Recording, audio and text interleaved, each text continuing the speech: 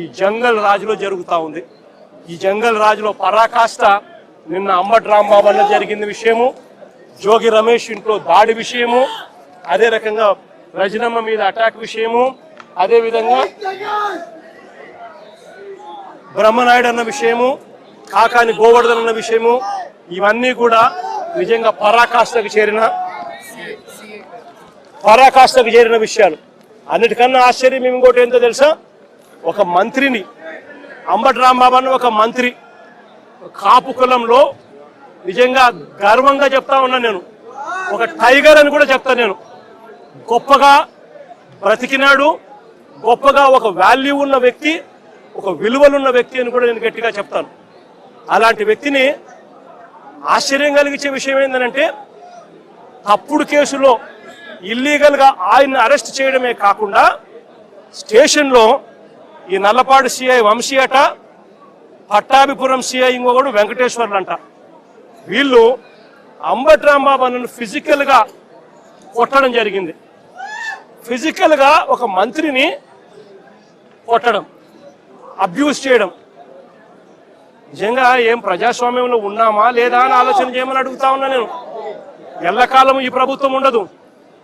దాదాపుగా 200 మంది సిఐలు, ఎస్ఐలు, డిఎస్పీలు ఇటువంటి వాళ్ళు విఆర్లో ఉన్నారు. మీ ప్రభుత్వంలో మీరు వీళ్ళందరినీ కూడా పక్కన పెట్టిన పరిస్థితిలో వాళ్ళంతా ఉన్నారు.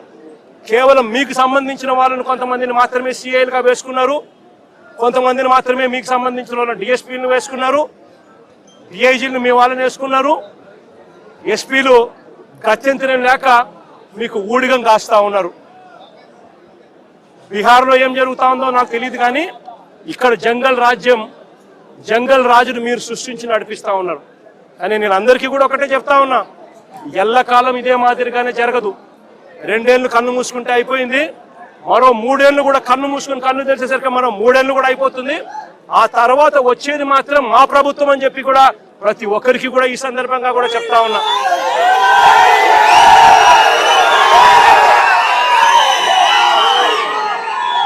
చంద్రబాబు నాయుడు గారికి చెప్తా ఉన్నాను, ఆయన కొడుకు చెప్తా ఉన్నాను, ఆయనకు కొమ్ము కాస్తా ఉన్నా ఆయన పార్టీ ఇతర పార్టీ నాయకులకు చెప్తా ఉన్నాను, ఆయనకు కొమ్ము కాస్తా ఉన్నా ఇలాంటి పోలీస్ అధికారులకు కూడా చెప్తా ఉన్నాను. ఎల్లకాలం ఇలా అన్యాయం చేస్తా ఉంటే మాత్రం ఎప్పుడు కూడా దేవుడు చూస్తూ ఊరుకోవడానికి మాత్రం గుర్తుపెట్టుకోండి. ఖచ్చితంగా మీకు మొట్టికాయలు పడతాయి. రేపు పొద్దున మా ప్రభుత్వం వచ్చిన తర్వాత వీటి అన్నిటి మీద కూడా ఎంక్వైరీలు వేస్తాము, వడ్డీతో సహా చెల్లిస్తారు అని కూడా ఈ సందర్భంగా అందరికీ కూడా చెప్తా ఉన్నాం.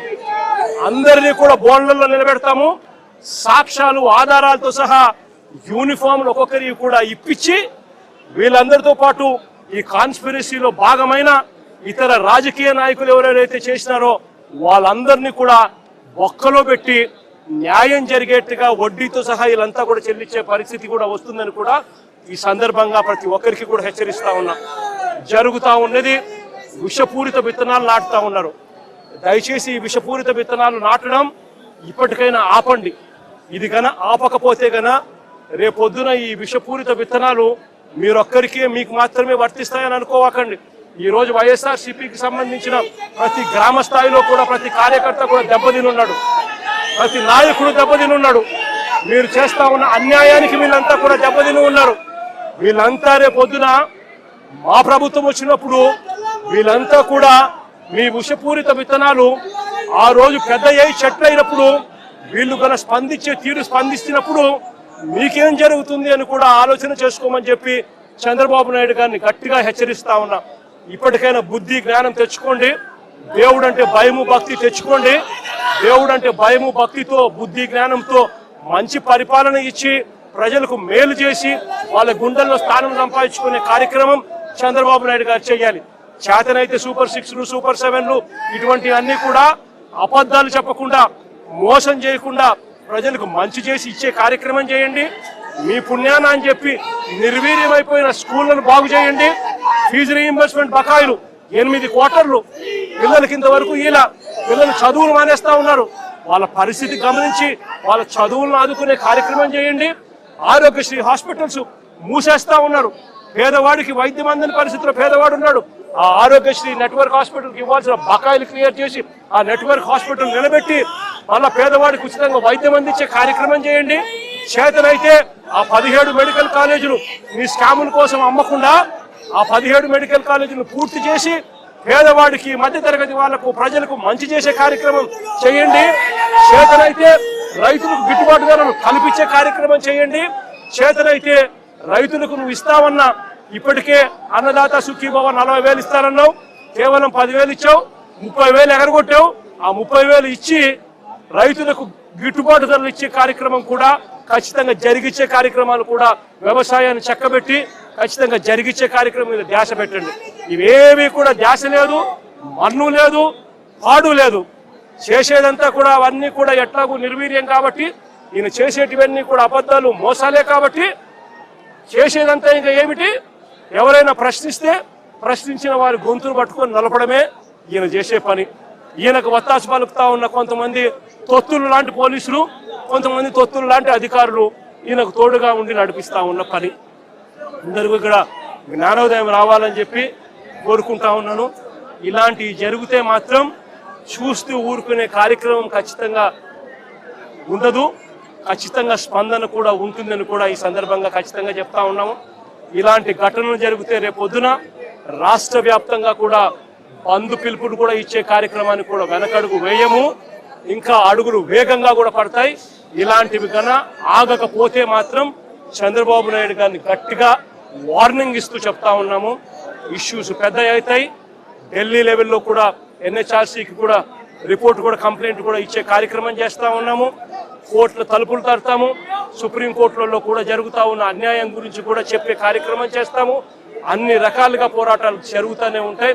వైఎస్ఆర్సీపీకి సంబంధించిన ప్రతి కార్యకర్త చంద్రబాబు నాయుడు గారు ఈ మాదిరిగా చేస్తే భయపడతారు అని చంద్రబాబు నాయుడు అనుకుంటే చంద్రబాబు నాయుడు గారు మూర్ఖుడు అని చెప్తా ఉన్నాను.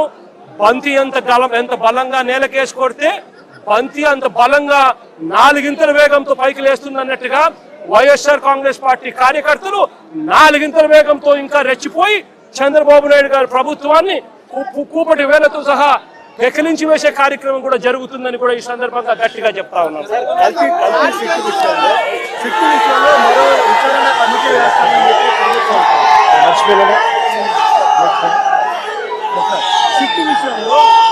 సుప్రీంకోర్టు ఇచ్చిన కల్తీ విషయంలో మరో కమిటీ కూడా వేస్తామని చెప్పి చంద్రబాబు నాయుడు గారు అనే వ్యక్తి ఎలాంటి దుర్మార్గుడు, ఎలాంటి రాక్షసుడు అని అంటే తాను అబద్ధం చెప్పాడు అని, మోసం చేశాడు అని ప్రజలకంతా తెలిసిపోయింది. సిబిఐ స్వయంగా ఛార్జ్ షీట్లో వాళ్ళు సిబిఐ వేసిన ఛార్జ్ షీటే అది చెప్తుంది.